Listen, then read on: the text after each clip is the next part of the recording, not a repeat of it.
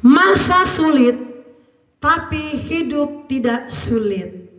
Tema firman Tuhan hari ini, masa yang sulit, tetapi hidup tidak sulit. Mari kita melihat Alkitab kita di dalam 1 Raja-Raja 17, ayatnya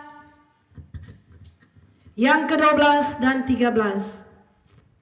Saudara, di sini cerita tentang seorang janda yang ada di Sarfat, di mana Nabi Elia berkata, "Tolong buatkan saya satu roti bundar untuk saya makan." Tetapi janda itu berkata, "Oh, demi Tuhan Allah yang hidup, kalau saya bikin untuk kamu, sudah habis. Saya akan mati, karena yang ada pada saya tinggal segenggam tepung. Kalau saya masak segenggam tepung itu, saya buat untuk kamu, saya bikinkan untuk kamu. Untuk saya sudah tidak ada lagi. Saya dan anak saya akan mati." Di saat itu, saudaraku, keadaan waktu itu adalah keadaan yang sangat sulit. Dikatakan Alkitab, hujan tiada turun, jadi tidak ada panen, saudaraku. Tidak ada hasil tanah, tidak ada hasil bumi. Mengalami yang namanya kekeringan, masa yang sulit. Tetapi kalau kita berjalan dengan Tuhan, walaupun ada di masa yang sulit, hidup kita tidak sulit. Saya baca untuk kita.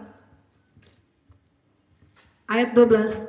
Perempuan itu menjawab, "Demi Tuhan Allahmu yang hidup, sesungguhnya tidak ada roti padaku sedikit pun, kecuali segenggam tepung dalam tempayan dan sedikit minyak dalam buli-buli. Dan sekarang aku sedang mengumpulkan 3 potong kayu. Kemudian aku akan pulang mengolahnya bagiku dan bagi anakku. Setelah kami memakannya, kami akan mati." Janda ini bilang kepada Elia, "Ya Elia, kalau saya sebentar akan pulang masak, saya dan anak saya akan makan ini tepung segenggam untuk diolah. Setelah itu kami akan mati." Karena apa? Karena tidak ada hasil apa-apa. Bumi tidak menghasilkan. Pada waktu itu masa yang kering, kekeringan, saudaraku. Tidak ada masa menanam dan tidak ada masa menuai. Semua terjadi kekeringan. Tetapi Elia berkata, "Jangan takut. Lakukan saja seperti apa yang kuperintahkan kepadamu." Ayat yang selanjutnya.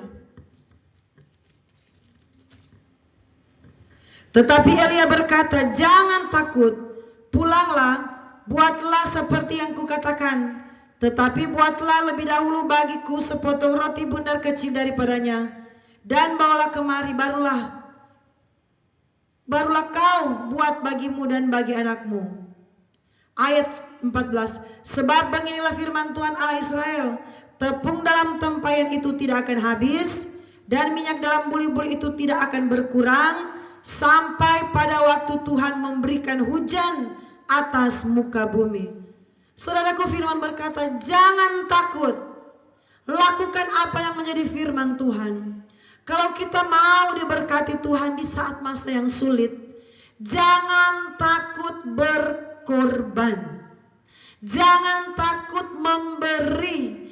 Jangan takut menabur. Utamakan pekerjaan Tuhan. Utamakan Tuhan. Seorang janda ini, dia walaupun dengan keadaan yang terjepit, dia belajar taat dengan seorang nabi yang bernama Elia. Elia bilang, "Jangan takut, tepung dalam tempayan tidak akan habis, minyak dalam buli-buli tidak akan berkurang, sampai Tuhan menurunkan hujan." Saudara yang berani mempraktekkan firman Tuhan, di masa yang sulit Tuhan akan pelihara kita. Banyak orang di masa-masa COVID, saudaraku, kami mengalami pertolongan Tuhan. Di waktu COVID yang sudah berlalu, saudaraku, orang di mana mau kerja tidak bisa, orang hanya tinggal di rumah, tidak bikin apa-apa, saudaraku.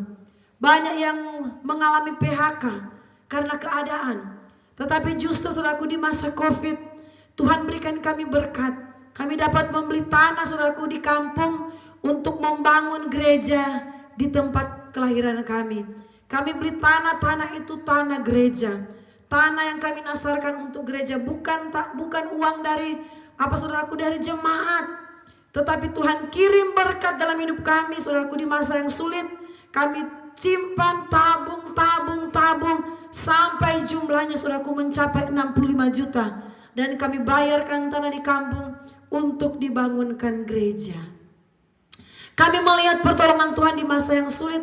Orang bilang, lagi corona, rumah makan sepi, jualan sepi, saudaraku, sepi, sunyi, pembeli kurang. Tetapi justru di masa sulit Tuhan nyatakan kuasanya. Asalkan kita belajar, jangan takut berkorban, jangan takut memberi di masa sulit, jangan takut menabur, saudaraku. Ini janda, dia belajar taat. Dan apa yang terjadi? Ayat selanjutnya 16.